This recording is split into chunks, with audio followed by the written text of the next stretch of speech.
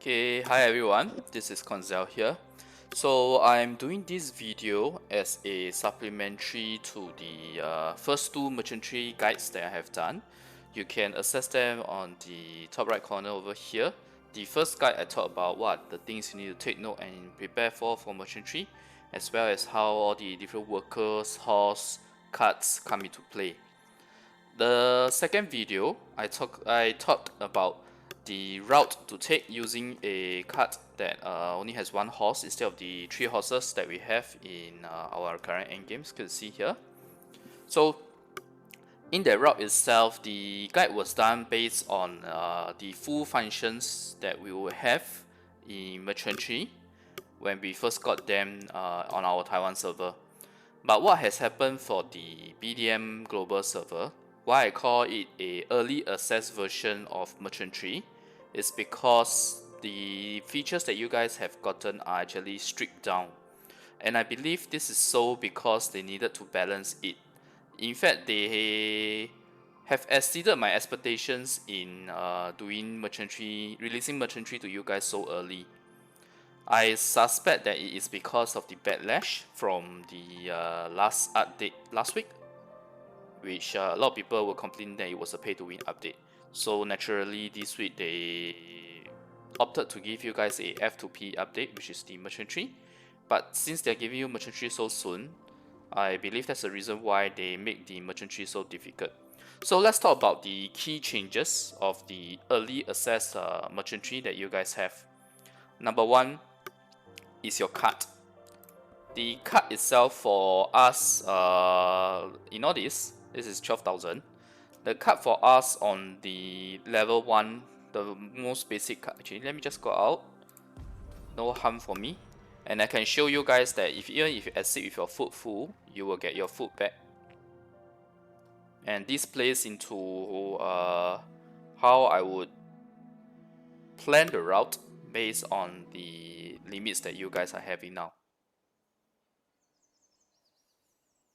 Okay.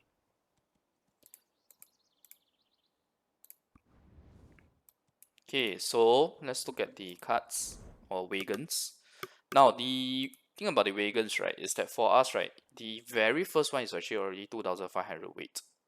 But the ones that you guys have is only 500 weight. And I understand that the level 2 cart, you get 500 weight. For us, it's actually 2,500, 2,500, and 3,000 on the level 3 cart, with increased food between each of the cart level, basically. The maximum amount of food that the cart can carry at one go, which of course affects how much you can do the trading. Alright, so that is for the cart. The thing about so that's the first key difference. There are 4 key differences in total. The second key difference would be the fact that the blue trading goods for you guys is actually at 3 weight each instead of 0.5 weight, which is what we are having. Which means that effectively you can only trade 6 times lesser than what we have in our Taiwan server. As you can see here, ours is 0.5, but for you guys it will always be 3, at least until they patch it. And across all the blue trading goods is all the same weight. The yellow goods will differ depending on the type of yellow goods. So that is the second difference. The third difference is the fact that you do not have a option to change your base. Right, now I need to go again. You do not have the option to change your base. I covered the movement of the base in my earlier guide because that is actually a very effective move to help you with doing your merchantry in one straight trip. But because you guys don't have it, I will share a updated route to take so as to help with your merchantry.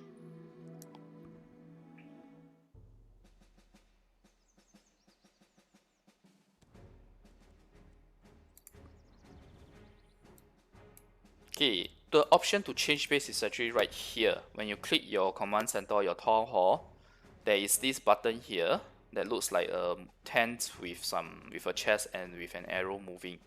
That is the movement. Once you click this, you can then choose where to put your base. Mine is currently at the Serendia, because our merchantry includes media zone, so Serendia is like the central place of it. But for you guys, you don't have media yet. If when you can move it, you should move it to this place here. But since you can't, I'm just showing you guys how the option is like once you get it.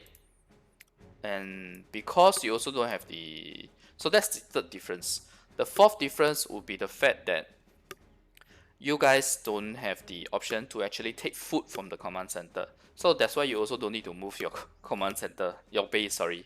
You don't need to move your base from merchantry. If you guys look at my video, you will see that I took food from the command center to help with the run, because the amount of food that you can carry versus the amount of food that your cart can carry is very different. So for example, for me, right, every day I can do 106k of food, but the actual amount that I can carry is only 110k. This is boosted after 3 tier 8 horses. Okay, so to help with you guys, I have listed out these key differences and also answered the questions on the most common questions I'm getting now, which is how to move the base and how to get the food from the base. The short answer of it is that unfortunately you guys can't, because the version that you're having is a early access version. Now then, the most important part to talk about is the route. What is the optimized route you should take then? Previously, my guide mentioned going from here to here, and then you will arrive to here, and then this and this, then going on to this, which is the center area. So after that, we actually went a few more towns, which you can see here. One, then this is Hyder, and then you have the Berlino zone. You go here and then here, if you're coming from the left. So likewise from the right is the exact same route, just that it's in the reverse direction. But since now that you guys can't top up your food from the base, from somewhere in the middle here, what it means that while your merchantry level is still low, what you can do is to travel through the villages. In fact, our thing is 1, 2, 3, 4, and 5, and you can stop here. What I mean by stopping here is that once you reach this town, you can exit. You can exit and you can come back in later. It's just a short while. You can come back in later, and your food, you will not be wasted. The moment you stop and you exit the merchantry here, your food will not be wasted. You can, in fact, after that, when you go in again, you actually bring in more food than you would have previously. So take for example, let's say you could bring in 25k food initially. By the time you reach here, maybe you're left with 10k food, but your maximum limit perhaps is something like 40k food. What this means is that when you re-enter merchantry the second time, you will start in where you stop, which is this place here. And on top of that, your food, right? Initially, when you left, you had 10k in your cart. With your maximum limit of 40k, for example, you would then be able to enter again with 25k food in your cart itself. So that would mean that you can then continue to travel the second half of the route that I recommended, which is to this town here, and then to Heidel, and then this town here, and then finally to Valia. And you can then stop the merchantry run. So effectively, what you are doing is very simple. You are simply splitting the merchantry run into half. But make sure that when you exit in the central zone here, the Kelphon central zone here, make sure you have more than 20% food left so that you are able to re-enter merchantry. Otherwise, right, okay, so that is generally speaking what you should do in terms of the route. Now, some additional tips on how to optimize your run. Take for example, you know that you're already down on your last 20% of your merchantry food. you're not able to enter anymore, then obviously you should just keep going. If you don't want to change your position in terms of the map that the town that you're in order not to screw up your next run, what you can do is actually just go outside of the map.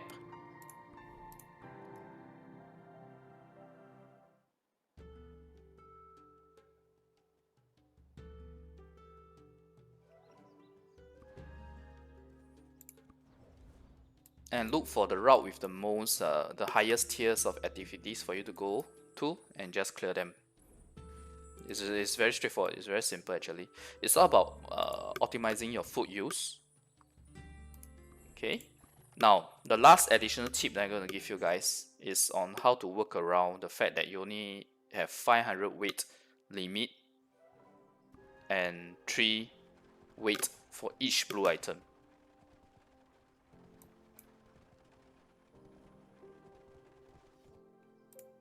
You have to be very stringent about what you buy. Unlike what I recommended in my earlier video, right, where the recommendation is to buy 2 times the amount that you can buy or sell. Always have 2 times, max up to 2 times the amount in your cart, which means that you can buy and sell at 100, so you should have 200 of each in your cart.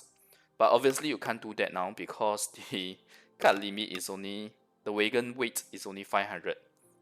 So if you do that, previously for me, when I do that, right, I have 200, or let's say I have 200 of each blue goods, which is only 0.5 weight. It only takes up 100 weight out of my level 1 card, which is 2500 weight limit. So that means I can effectively store quite a number of different blue goods and some specialty goods as well. But given that you guys only have 500 weight in the wagon and 3 weight for your blue items, it means that you cannot keep up to 2 in your wagon, and the fact that you have to split your route into half, it means that you have to be really careful about what you buy. Make sure you only buy items that you are able to sell in your current trip. So take for example, let's say in my current trip, I am now in Valia, for example. So I should only buy items that I can sell in the Berliners continent as well as the Serendia continent. Sorry, zone, not continent. So this means that I should only buy items that I will be able to sell in Hyder, as well as the central zone here. So this means that when you buy, you need to be very careful and make sure that you have things that will be sold in this area. So for example, this can be sold in the Serendia zone, this can be sold in Berliner zone, so I should buy this. So it becomes a very careful purchase where you have to buy accordingly. Now if you have additional weight, of course what you can do is also to buy items that you know will be sold in your next trip, assuming you are following the method that I'm saying, which is double tree method. There is a other method in trying to pump up your merchantry level where you only travel between 2 towns to and fro, but that is too grindish. And the disadvantage of that, right, other than it being grindish and boring, is the fact that you are limiting yourself to 2 towns, affinity for 2 NPCs only. And I can tell you the most important thing about merchantry, right, other than the silver you get from the profits from the trades, is actually the special items that you can buy from the vendor, which is black pearls, boss stamps. In future, you'll get Tower of Trials additional tickets. This is the only place to get Tower of Trials additional entrance tickets. Then you have other stuff like the Blackstones, the Relic Fragment, Lightstone Fragment, even crystals. So quite a lot of stuff. So you should do the run that I recommended, where you cover all towns, so as to make sure that you actually build up affinity throughout all the towns in your entire merchantry route. Because it would be very frustrating for you in future when, let's say, you adopted the method of the 2 towns pumping up. Now your 2 towns have the maximum affinity, but what happens if when you do your merchantry and you go around all the different towns, And in the end, the 2 tiles that, let's say you did it within these 2 tiles, these 2 tiles do not sell any of the good stuff that you want, be it black pearls or ball stamps or whatever, and it is instead being sold in the other tiles. You will be feeling very wronged and frustrated than the fact that you can't buy them. So the method or the route that I recommended is the best way to make sure that you up your affinity with all the NPCs as soon as possible. And of course, the splitting of the route is only based on the fact that your merchantry level is low and your cut level is also low. So make sure you pump up your merchantry level, pump your cut level. If you can do a full route, please do a full route.